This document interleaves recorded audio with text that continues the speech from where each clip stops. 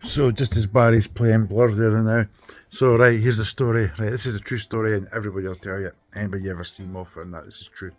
My mate found an NME in his interview of the album that he's talking about, Beetlebum, Country House.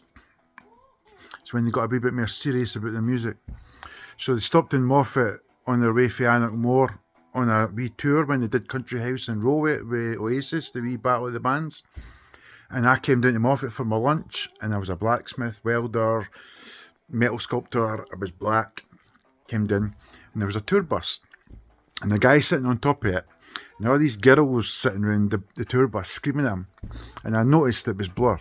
At the time, I was a big Oasis fan. I was in the Oasis video, and I drove my car around playing Roll With It and singing it to him. And then I parked my car next to the bus, and this big, huge gorilla, this big, huge African bouncer, got out the car, and I asked him if Noel would like to sing Roll With It with me. And he's telling me, it's no, it's Damon Albarn, it's Blur. I says, no, it's fucking Noel Gallagher, man.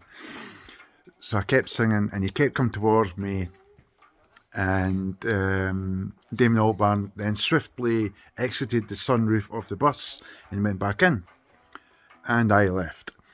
And about 4 or 5 months later, in an interview in the NME, my mate phoned me and said, there's a question about the music being a little bit more serious rather than the kind of jester music for part life and stuff.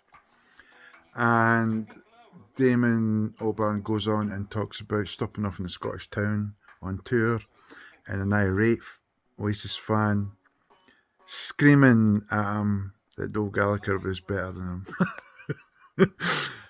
And that's moi. Funny story.